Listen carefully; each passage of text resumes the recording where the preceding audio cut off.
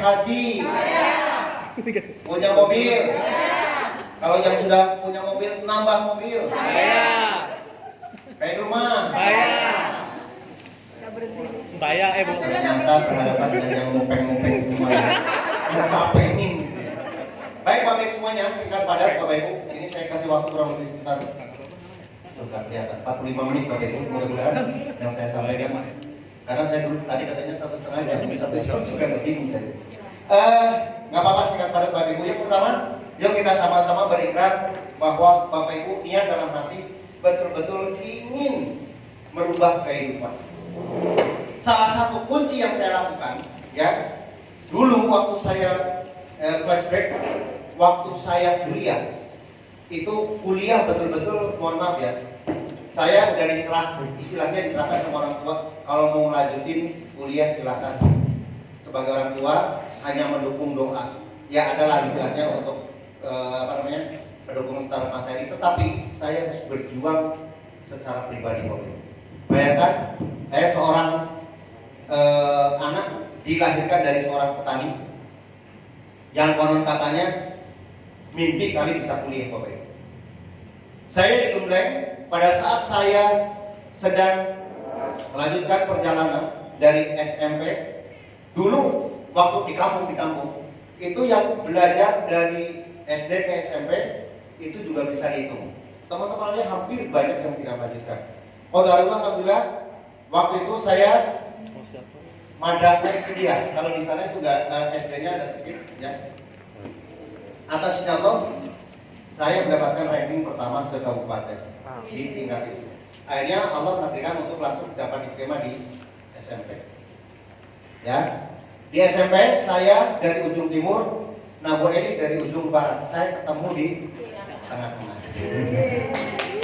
Ya, jadi saya sama Elis sebenarnya dulu pernah satu kelas gitu ya.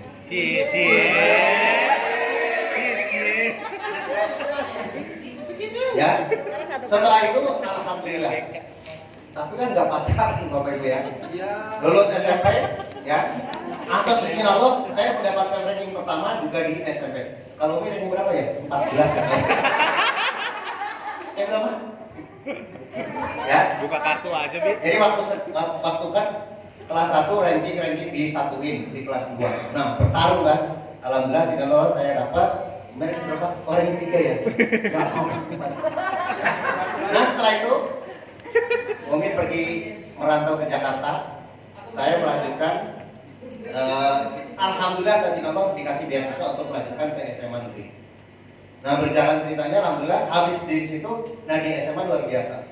Ya, saya juga istilahnya sambil bekerja gimana caranya supaya saya survive, bisa makan.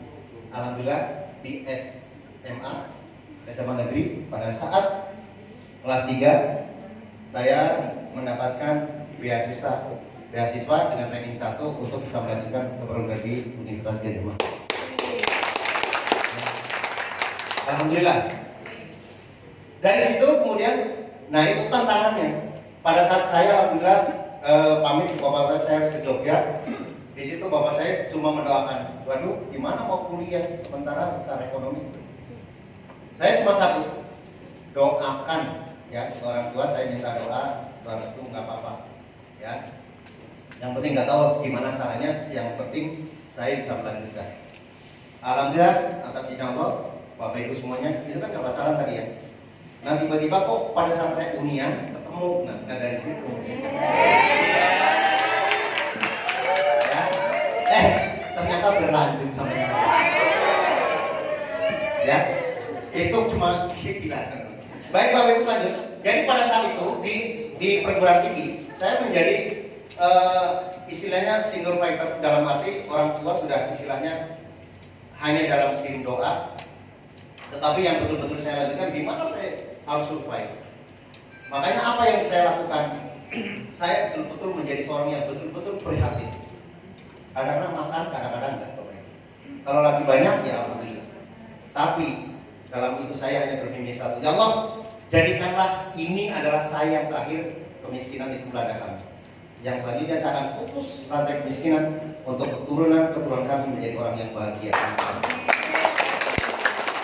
Dengan saya, Bapak Ibu, saat itu hanya satu. Bagaimana caranya bisa membiayai kuliah? Atas izin Allah, Bapak Ibu, secara kuliah saya dapat beasiswa ya dari negara. Tetapi kan yang namanya beasiswa paling cukup untuk membiayai apa? Kuliahnya. Tetapi kan makan sehari-hari dari mana, Bapak Ibu? Ya, akhirnya apa yang saya lakukan dari Bapak Ibu? Saya melamar menjadi seorang asisten dosen. Lumayan, dapat ya, dapat sedikit lah waktu itu. Kemudian saya juga melamar menjadi guru private. Ya, kenapa? Jangan gangguin, saya bingung tadi. Ya, pada saat itulah katanya harus itu. Saya juga melamar Ibu Elis pada saat. Ya, Bapak Ibu. Jadi sejak keluarga. Masa masih materi gitu. Ya.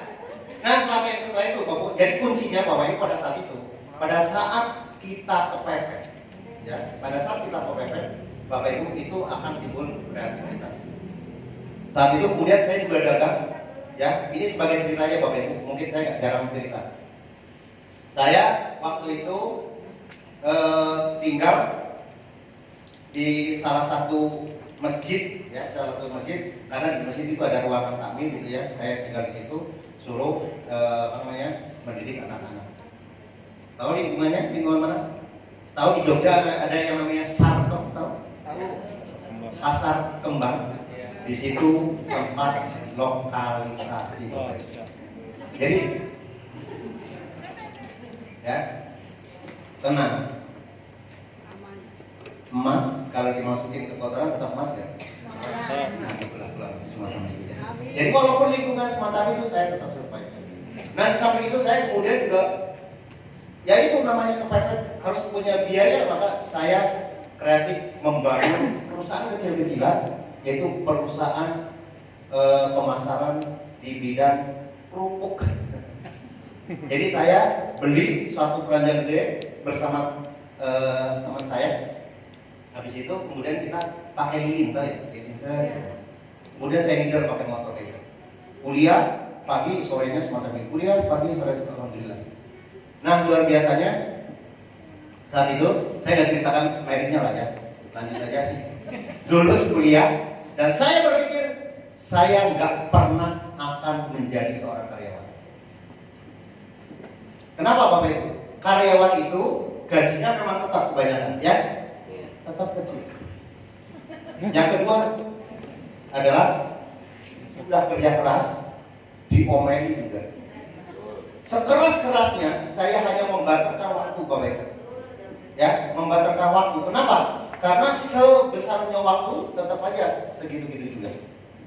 Nah, akhirnya Bapak Ibu saya kemudian sementara 1 tahun setelah kuliah di Jogja, ini antara Umi yang ke Jogja atau saya ke Jakarta, ya. Tapi namanya di Jogja itu, aduh, masya Allah, perkembangan bisnisnya itu nggak terlalu signifikan, ya itu saja Bapak Ibu. Karena kalau di Jogja itu jam 7 itu udah sunyi senyap, nggak ada angkot Bapak Ibu, kebayang. Jadi kalau namanya udah malam udah deh, ya mungkin sekarang saya nggak tahu. Nah ini kemudian kita berunding. Pada saat saya wisuda, maka Arizal sudah 1 tahun Bapak Ibu. Nah sekarang Arizal ada di situ. Ya, aplaus buat. Akhirnya saya memutuskan. Jadi pada saat kuliah, Arizal di Jakarta, saya di Jogja. Jadi saya 1 minggu di Jakarta, 1 minggu di Jogja, terus saja gitu. Jadi sampai hafal supir Ramayana, ya. Nah dari situ kemudian saya masih kerja di Jogja. Saya kadang-kadang ngirim pada saat ke Jakarta, itu harus kreatif. Ngirim batik, ya, dari itu untuk dijual di Jakarta. Terus akhirnya perjalanan sampai kemudian akhirnya memutuskan kalau gitu berjauh-jauh gimana ya? Akhirnya saya memutuskan untuk pindah ke Jakarta dan ngontrak di 3 kali 4 meter persegi. Kebayang? 3 kali 4 itu termasuk dapur, termasuk juga toilet di situ. Ya, orang baru berkembang, orang baru meniti. Jadi nggak usah, wah, Abi mau udah langsung dapat mobil, dapat motor, tenang, ya, nggak usah khawatir. Awalnya juga semacam itu, kurang lebih semacam itu. Baru pindah, saya bingung kerja apa ya di Jakarta. Padahal ya Umi sudah kerja di rumah sakit, ya. Gajinya berapa? Di rumah sakit menjadi seorang kepala rumah bersalin Kira-kira berapa? Gede nggak? MR. Ya, sedih banget. Untuk kontrak juga habis, untuk PP juga habis lagi. Ya, akhirnya saya tetap di situ supaya tidak habis, maka saya antar jemput. Yang paling saya lakukan akhirnya kemudian saya di situ saya memimpin, karena saya di sana juga tahu ya, saya sebutin ya, lembaga pendidikan Primagama tahu ya. Nah, saya dulu di sana juga mengajar di situ. Kemudian saya pindah ke Jakarta, saya suruh memimpin di wilayah Jakarta Timur, ya. Tapi saya nggak lama. Balik lagi kalau seorang menjadi karyawan juga kayak gitu ya. Income-nya hanya hitungan jam, dihitung jam. Akhirnya kemudian saya mendirikan sambil berdagang gula, tuh, manggul-manggulin gula Jawa, ambil dari Ciamis, kemudian ke sini. Sambil saya juga bekerja apa aja. Nah, kemudian akhirnya Bapak Ibu, saya berjalan kurang lebih sekitar 1 tahun, udah bosan ya istilahnya kerja orang. Kemudian saya balik lagi, saya mendirikan lembaga pendidikan kurang lebih 10 tahun. Sampai akhirnya tahun 2009 ya, 2010, 10 tahun saya dapat 3 cabang. Ya, murid-murid saya udah seantero Jabodetabek dan saya mengarrange kurang lebih sekitar 40 sampai 50 guru. Jadi seorang bos katanya ya, bos pendidikan. Tetapi Bapak Ibu, itu saya sudah merasakan bahwa yang namanya punya pekerjaan secara konvensional itu luar biasa. Kadang-kadang yang sudah saya serahin ke Umi, pada saat saya harus gaji karyawan, saya ambil lagi dari dapur. Kadang-kadang saya harus rela tidak makan demi untuk gaji karyawan. Itu luar biasa. Ya, dari situ kemudian 2010, nah akhirnya saya bertemu dengan salah satu saudara, ya, yaitu Ibu Hajah Nur Hasni. Sekarang nggak hadir. Saya direkrut oleh beliau. Nah, itu dia. Ya, kebetulan Ibu Hajah itu, Umi Elis itu punya adik nikah sama orang Medan. Nah, kemudian beliau itu sepupuan ya Bu ya, saudara dengan Ibu Hajah.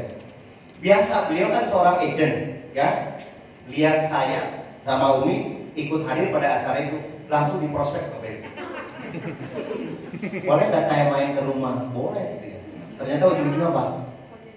Nah, direkrut. Akhirnya saya bergabung dengan beliau dan sebagai orang yang betul-betul harus benar-benar, kalau saya sudah memutuskan satu, pada saat saya bergabung dengan beliau, maka Bapak Ibu, lembaga pendidikan saya gulung tikar, saya tutup semuanya, ya. Saya rumahkan karyawan semuanya dan saya fokus satu untuk ya bergabung dengan beliau. Singkat cerita, kurang lebih sekitar 4 tahun, ya, alhamdulillah 1 tahun saya menjadi seorang unit manager di sana, dan dalam kurang lebih 4 sampai 5 tahun kurang lebih saya menjadi seorang agency director. Ya, plus buat perusahaan yang besar, ya. Mungkin teman-teman pasti sudah tahu. Singkat cerita Bapak Ibu, saya akhirnya ya kurang lebih sekitar, nah itu masa disebutin ya tim saya yang di sini sekarang, ya nggak usah lah.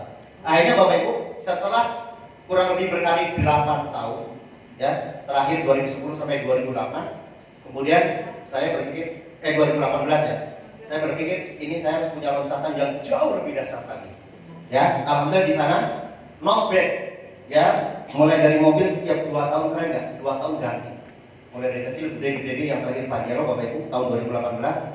Jadi pada saat karir kita bagus, tetapi saya berpikir ada hal-hal yang jauh lebih harus kita segera perbaiki. Apa kira-kira? Utang. Pada saat Bapak Ibu di sana luar biasa, kita diajarin untuk utang. Ya, pada saat pelajaran perencanaan keuangan nggak masalah. Utang boleh 30%, tapi syaratnya sebenarnya ya kalau sekarang kita tahu, utang harus menggunakan akad kontrak.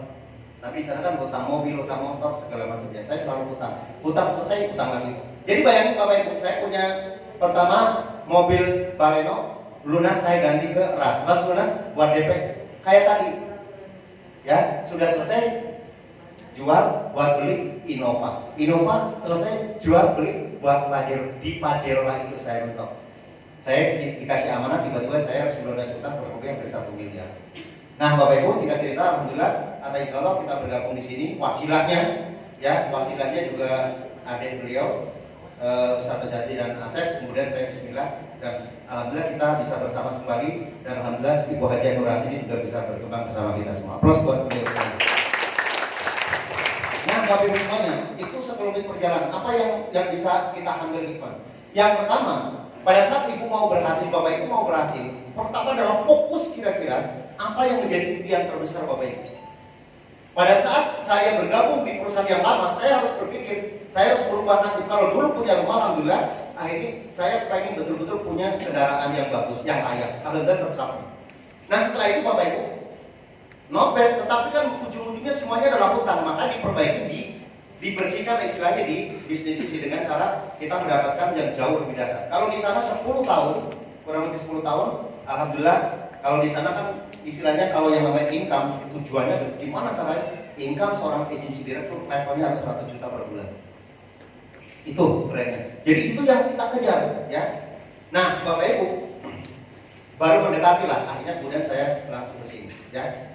Karena ini jauh lebih berkah, jauh lebih istilahnya lebih simpel, kemudian akhirnya memutuskan untuk bisa berhijrah. Alhamdulillah atas izin Allah Bapak Ibu. Ya, tadi sudah disampaikan tadi Pak Andes, ya, bahwa dalam jangka kurang lebih ya 2 tahun saya bergabung memutuskan untuk April November 2018, maka mohon maaf saya bilang ke Bu Haja Nur Rasni, Bu, saya tipenya kayak gitu. Ya, kalau ini kan biasanya kalau abi oke. Pada saat menjadi seorang agency director, enak nggak kira-kira Bapak Ibu? Enak. Di luar sana idam-idamnya banget kan? Akhirnya Bapak Ibu pada saat itu saya ngomong, ingat banget, Bu Nur, Bu Haja, saya memutuskan untuk berpindah haluan. Ya karena ini alasan-alasan segala macam, tapi saya tidak akan membawa tim saya kurang lebih dapat punya 4.000 di sana. Ya, dengan kurang lebih sekitar 15 unit manager di bawah saya. Ya, saya nggak akan bawa semuanya, tapi saya akan mandiri. Ya, saya akan mandiri. Kemudian, yaitu tim saya. Bolehlah sekarang biar terang siapa tim saya yang di sana, angkat tangan. Ayo semuanya. Nah itu ya, itu para unit manager di sana. Jadi udah level manager semua. Saya waktu itu benar-benar saya berasal dari sono, kemudian saya memutuskan ke tim saya akan nggak bawa tim, saya akan betul mandiri karena saya juga memutuskan silakan untuk melanjut. Kalau misalnya mau memutuskan silakan, tapi saya nggak akan ngajak. Akhirnya kemudian setelah itu waktu awal saya bergabung dan yang paling pertama kemudian memutuskan saya ikut Abi aja adalah Ibu Haja cucu Hendy.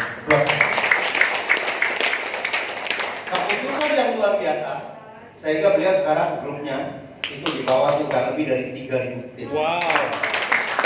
Itu masalah keputusannya. Alhamdulillah kemudian ada Pak Wida, ya, Bu Rosi, kemudian ada Ibu Ali juga unit manager, terus Bu Kartina, Bu Haja Kartina juga unit manager.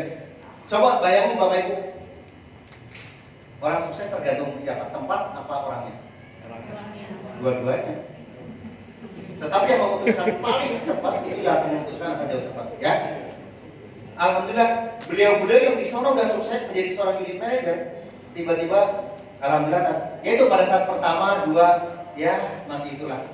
Benar nggak sih Abi kayak gitu ya? Akhirnya kemudian 1, 2, akhirnya semua bergabung. Nah intinya, coba bayangin, Ibu Haja sekarang di sini udah punya mobil, Mbak Rosi sudah punya mobil. Orang yang di sana sudah sukses menjadi seorang unit manager, kalau pindah ke sini juga sukses. Intinya apa? Bapak Ibu, bisnis itu tergantung dari orangnya. Tumbuhan itu kalau memang aslinya bagus, dipindah kemana tanahnya itu akan bagus. Maka Bapak Ibu yang paling harus lakukan, jadilah diri kita menjadi seorang yang bagus. Pada saat saya menjadi seorang agency director kemudian pindah ke sini, yang ngacang ngecengin ya Pak ya, alah kamu kok bodoh amat sih, udah gini bagus-bagus kok pindah dari nol lagi. Pindah nol lagi. Pada saat saya memutuskan, baik Bapak Ibu seorang agency director, saya nulis surat dengan materai ke direktur, ya, di perusahaan sana, Pak, saya mohon diturunkan statusnya menjadi seorang agent. Ada yang kayak gitu? Tapi saya berani, karena saya harus memutuskan itu. Saya harus akhirnya fokus, maka dalam jangka 1 bulan saya harus kembalikan ya potensi di situ, Bapak Ibu.